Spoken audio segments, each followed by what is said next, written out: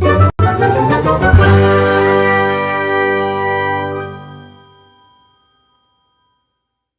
friends, welcome back to my channel. In today's video, we are going to be wrapping up April. So in April, I did not do a jar TBR. Instead, I said I wanted to read 32 books. Spoiler alert, I finished 14 books, but April seemed to be the month of DNF. So altogether, I think we're pretty close to that 32 mark. So I guess I'm going to count my DNFs this time, because it's not like I just grabbed a book and DNF'd it or like read 2 pages. In most of them I try to read at least the first 100 pages. That doesn't always happen. Sometimes something happens in the book or the writing style is just not for me. And after like 50 pages, I'm like, I'm done. But for most of these books, I read the first 100 pages and decided that I was not gonna do that. I didn't like it. So let's actually start with my DNFs, and then I will talk about the 14 books that I actually finished in April. And we will see how close to 32 we got. I picked 32 because I turned 32 in April. So yeah, let's start with all my DNFs.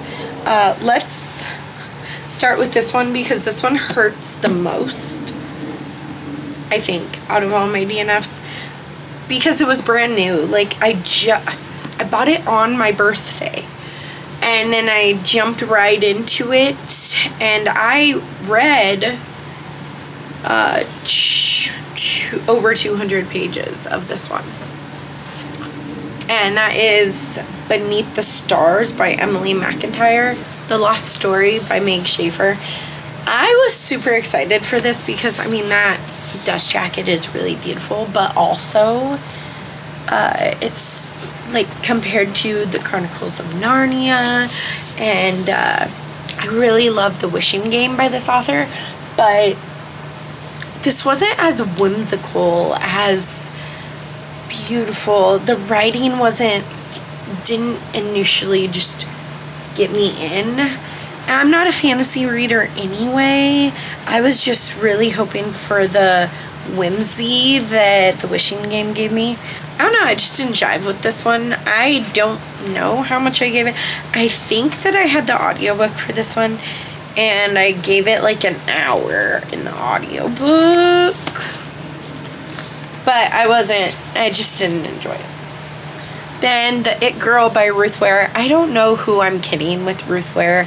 I've read so much of Ruth Ware's backlist and only liked one book. So I just need to officially call it with Ruth Ware. Me and her cannot have a relationship anymore. I DNF'd These Toxic Things and My Darling Dreadful Thing. Let's start with My Darling Dreadful Thing. This is a horror novel, and it's like about this woman that sees or has a ghost or a familiar living with her and following her around. And I don't know, I found that I like more realistic horror, like home invasion or kidnapping, or like real life things where the real life assailant is a person. What does that say about me? I have no idea. But there's that. So that's 4. And then These Toxic Things, I read most of here. I did count it as a DNF, but I read all the way to like here, and then hold on, not quite, is like the last part right here. I only had this much left, but I was so bored. I didn't like it because I was bored. So technically I guess it's a DNF, but I did read 340 pages of this book, and it's less than 100 pages to go, and I'm not putting myself through it. I didn't like the characters. I was bored. I didn't like it. This one is kind of a cheat. I'm going to be real with you. This is The Redhead Revealed by Alice Clayton. This is actually the second in a series that I did not know as a series. I thought it was just like a standalone. So this one is just being DNF'd because it's the second in a series and I have no interest in going to get the entire series, or at least the first book, so I can read this one. So I'm just gonna unhaul it. Is that a cheat? Sure. But that's 6, right? Are we at 6? Okay. Then we have The Safe Place by Anna Dans. I tried to read this. This is like the third time I've tried to read this one. And here's the thing. I say that I like nanny thrillers and that's my type of jam. But then I don't actually enjoy them when I read them. So it's something that I wish I loved. But I have loved it twice. I just don't always. If that makes sense, I guess. Little Disasters by Sarah Vaughan. This was just very too domestic. And I'm kind of out of my domestic girl era. And you know what? I'm not going to tell you about any of them anymore. I'm just going to show you. So there's Hostage by Claire McIntosh. I just need to stop pretending with this author too. I've never liked any. I think it's the writing. I just don't care for it. The Last Time I Saw You by Liv Constantine. That one just has wealthy people problems that I did not care about. Playing Nice by J.P. Delaney. This is like Switch It at Birth, but make it a thriller. But it was super boring. Where You End by Abbott Keller. This says it's a fast-paced thriller. And like, I was listening to this one on audiobook, but I'm going to be real with you. I blacked out for the entirety of this. I know that I was doing like housework and I remember the housework and things like that, but I don't remember a single thing that happens in this book, and I listened to most of it at like almost 300 pages in, and it's just barely over 300 pages. Like, I was like at the end, it was 20 pages to go. I don't remember a single thing that happened. I was listening, but I clearly wasn't actively listening. So I'm just gonna call that one done. Saving Megan by DJ Palmer, which actually makes me think that Safe by S.K. Barnett is gone too. I tried both of them and I don't like either of them. So now we're at 1, 2, 3, 4, 5, 6, 7, 8, 9, 10, 11, 12, 13, 14, 15. Oh, 14. Okay. And I'm also... This one is not a DNF. This one is just an unhaul. If You See Her by Anya Alborn. I need to stop buying books that are just recommended to me, because I was trying to be that booktuber that vlogs and that reads all the recommendations and gives you my opinion. But here's the thing. I don't want to force myself to read stuff just for content. I know some booktubers do that and that it works out fine for them, but I don't want to do that. I hate reading stuff just for content. Like, now, if I'm interested in a book like Deepen by Ali Hazelwood, that was trending. That is something that I still have yet to read, but I want to read it. I actively want to read it, so that is something that maybe I can read in a vlog or just for me. But I can't keep picking up books that I have no interest in just for content. Which is where I heard of Manhunt by Gretchen Flecker Martin. This was interesting, kind of, because it's about like this dystopian type world where people, I think, are kind of turning into something else, and they're going to they're on like a manhunt. They're trying to cut off men and like and kill them and yeah, it was gross. The parts that I read, it was gross. It wasn't bad. I'm just a very weak link with body horror. The world is very, very disturbing, and loved the world. Could not stomach this book. So I don't know. I mean, I guess it counts as DNF. That would be 15, I believe. And then we have 14 that we actually read that I like to talk about. And as you can tell, this is not 14 books. So I will just talk about the ones that I own first, and then we will talk about the rest that I do not own. But first we can start with Crazy House by James Patterson. It is compared to the Hunger Games, and I am on my reread of Hunger Games. I actually have, I don't have it, but I actually read Catching Fire this month too. Oh, it's up there. Hold on. So I actually read Catching Fire this month and Crazy House. So Crazy House by James Patterson is compared to the Hunger Games series. I don't see it. I think I'm biased though, because I read the Hunger Games when I was a kid. Loved the Hunger Games, then it became this huge movie series, and you know, now Suzanne Collins is coming out with more of like a prequel series that's connected to the Hunger Games, and I really want to get to it. Do I own it yet? No. But we're gonna keep it our little secret. My husband doesn't even know that I'm gonna buy more books. Although, would he really be surprised?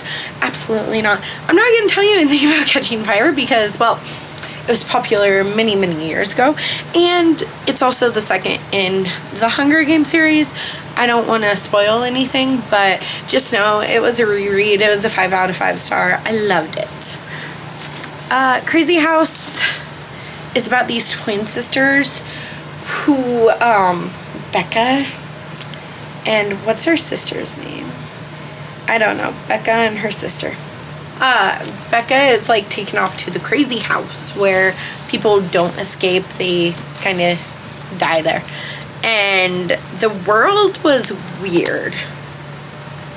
It was definitely kind of like a dystopian, but it felt like a low-key dystopian. I don't know if that makes sense, but it just felt like there wasn't a lot of world building, and I think I just wanted more. But then the twins get into some trouble. This might be the first in the series. I don't know if there's more in the series. I wouldn't be surprised if there is more in the series. I just found it kind of lackluster, and I definitely think Hunger Games is the better of the two. But if you like the Hunger Games, I think you should try this. I gave it a 2.5 star. It was fine, but nothing special. Then my most disappointing book of the year. And here's the thing. When people say most disappointing, they think, oh, you hated that book, or it was a 1 star or 2 star or whatever. I gave this book 4 stars. It was a enjoyable book, but I've given everything else by this author 5 stars. So the fact that it's only 4 stars, and it's a very low 4 star. It's more like a 3.5 star. That is why it's the most disappointing book that I've read this year.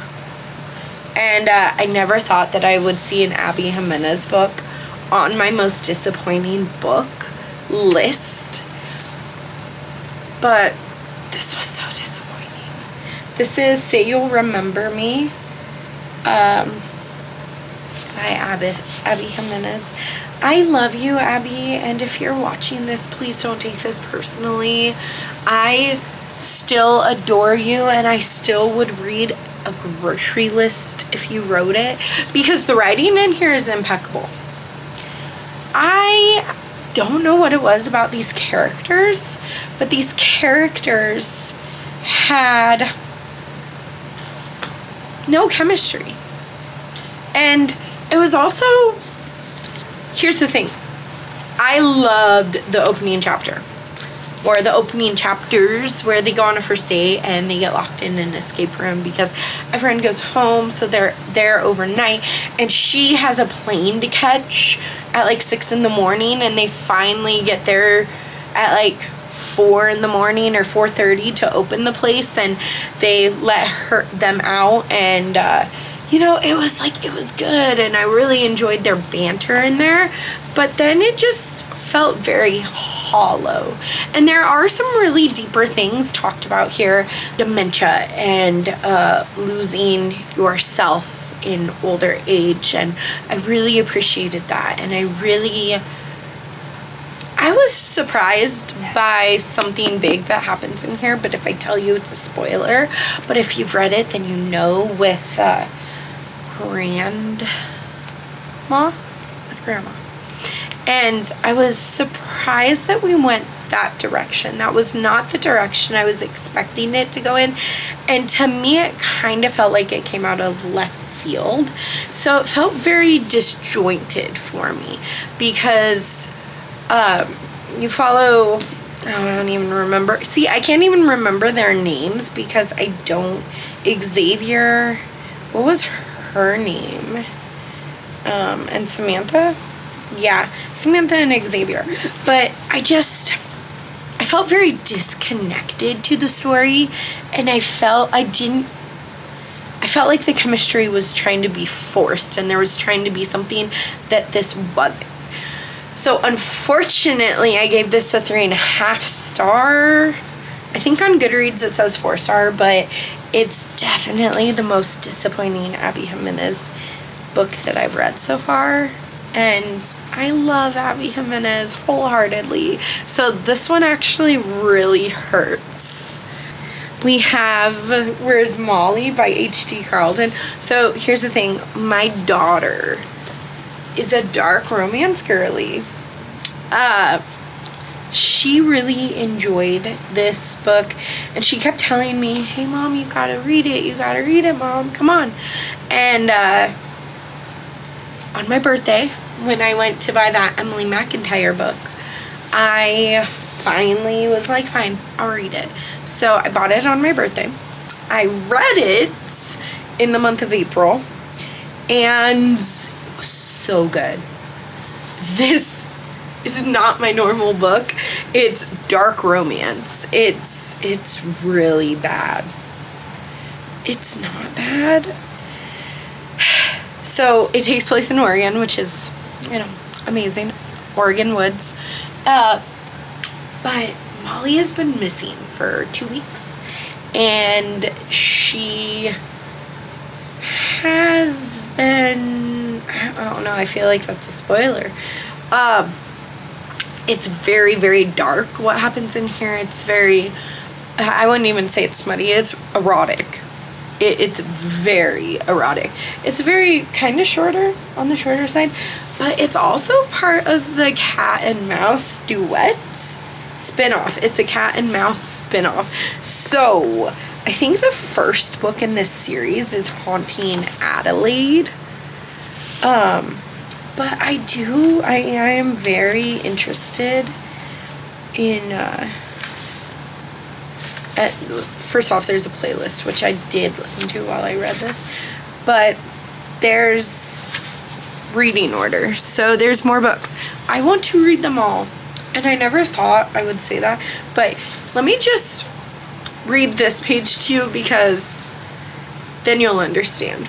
Thank you to Sam, Christy, and Samantha for sitting in that diner with me and talking about cannibalism until Molly's story was born. So there's some kind of cannibalism part. There's it's dark, it's disturbing. There's acts in here. If you know, you know. And there's like Molly, badass female character. I love Molly. Is she wicked? Absolutely. Is she horrifying at times? For sure. And is it fair that she was like taken and like things happened? No. Is this horrifying and terrifying? Yeah. Was it dark and gruesome? For sure. Was it everything I didn't know I needed? Absolutely. This was a 5 out of 5 stars, if you couldn't tell. And then another disappointing one was The Whispering Dead by Darcy Coates. Here's the thing. I love Darcy Coates, like, more human problems. Like,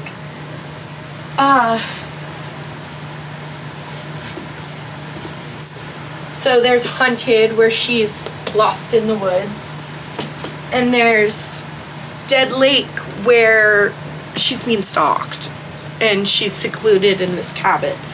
I love those. And I know that I'm the unpopular opinion, where those are my favorite. Everyone else loves The Whispering Dead and all the ghostly stories that Darcy Coates does, because she makes a lot of ghost stories. And I don't like the ghostly horror stories. Like, I didn't find it very scary. I wasn't entertained, and I just didn't care. A surprise for me. I really didn't think I would like this. I know that everyone has been talking about it on BookTube since last year, and I'm like, I'm just gonna think it's fine. But I did pay full price for this book, and I never pay full price for books. And that is We Used to Live Here by Marcus Clearer. I am gonna go back and watch some live shows of this book, because oh my gosh. I also think the Thrills and Chills book club, this is their pick for next month, and I've already finished it, so there's that. But this was so weird, like weird horror for sure. It's about like this family that the dad used to live in this house, so he goes up to this, it's like knock knock knock, and this woman answers, and she's like, well, no, you can't come to my house. But eventually they're like, okay, yeah, you can come in. And the family goes in, and then these weird things start happening. And I don't know of a different way that I can explain that without possibly, what? Like, it was weird. Things were so weird. Here's the thing. I didn't love the ending. I'm not gonna lie to you. There were some things that I think, like, just completely derailed me. It went off the chains. And I'm like, But ultimately, I really enjoyed this. I gave it 4 stars. And, like, a higher 4 stars than the other, Say You'll Remember Me. Like, an actual 4-star. That one was like a 3.5. So, this was weird. I don't know how else to explain it. And then I read Kiss My Cupcake by Helena Hunting. This was cute. This was like, he's sugar, she's spice, the perfect mix, or a recipe for disaster. It's bakery. So she owns bakery, he owns the bar next door, and he's revamping the entire bar and trying to add like axe throwing and saving his business, and she's just starting her business. So it's like a enemies to lovers, and it was really, really cute. I full-heartedly loved this one. I think I gave it 5 stars, and if I didn't, then it should be a 5-star. There's Love and Other Mistakes by Jessica Cates. I thought this one was really boring. It's a romance, but I didn't like it. I didn't fall in love with the characters. The romance was fine, but I didn't fall in love with the characters, so I didn't really care about it. I'm probably going to be unhauling that one. This Girl's a Killer by Emma C. Wells. This follows the serial killer, and it says, ask Cordelia Black why she did it. The answer will always be the same. He had it coming. It was wonderful. It was everything that I wanted. I ate this up. It's huge. Well, kind of. I mean, it's like 400 something pages. 421 pages. But I ate this up. I think I finished this in one day, which is almost as good as one sitting, but as a mother, I don't really have time for one sitting books anymore. Another disappointing read was 27 Minutes by Ashley Tate. It read more like a young adult book, even though it was like years later, 10 years later. This guy was in a tragic accident that left his girlfriend, I don't remember. It left someone dead. And the weird thing was that they were in a car accident, and then he waited 27 minutes to call the police. By that time, she was dead. And everyone kind of suspects him and thinks, well, maybe the car accident didn't kill her. Maybe he killed her. And that's intrigued me so much, but it was so boring. And it read like a young adult. And most of the book actually takes place 10 years later. 10 years sooner, because that makes sense, you know? You're going back in time to actually what happened. But I couldn't tell the difference between the past and the present chapters. And I also just didn't care. So this one was 2 star. 1 star. 1 star. A 1 star. It was a 1 star. I'm sorry. It was bad. Now, to the ones that I listened to or read on ebook. So there's The Player Next Door by K.A. Tucker and The Hustler Next Door by K.A. Tucker. It's a companion novel series. Definitely loved the first one. 5 out of 5 stars. It was like enemies to lovers. It was fun. It made me a little bit giddy.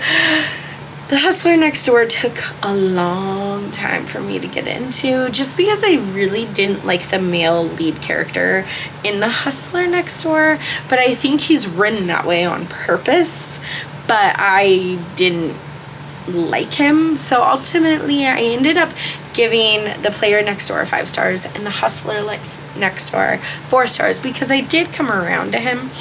But they're both kind of like enemies to lovers, rivals to lovers. The Player Next Door was so cute, though, because she moves back home, and then her ex, like, best friend, boyfriend, I don't remember, lives next door, and then she's like, why do I see him all the time? Ew, he needs to leave me alone. But then, like, you know, they fall in love. Then there's If You Lie by Caleb Stevens. That was bad. It was like an escape room on a cruise ship, which is kind of cool because in May I'm doing Escape the Readathon, but it was a bad thriller. I didn't like it at all. The 5-Year Hitch by Melissa De La Cruz. It was an audiobook. These two were telling their love story and how there's a 5-year curse on their relationship. And it was so cute. Then, Maybe This Time is the last one. Maybe This Time by Kara Barstone. I love everything that this lady writes. And this was no different. It was like a time hole, like a wormhole type romance, and she calls back into the future, or back into the past, to talk to someone who can save her from making that same mistake, and then it's like ultimately their love story, and it was just adorable. Thank you so much for hanging out with me. I hope you enjoyed this video. Don't forget to smash that like button and subscribe to me if you're new around here. I'm gonna say that we made the 32 books, even though a lot of them were DNFs because I wasn't liking them. I still put a full-hearted, like, try into reading them, so I think it should count. If you disagree with me, let me know in the comments below. If you agree with me, also let me know in the comments below. Also leave me a little heart, because everyone needs some love sometimes. Bye.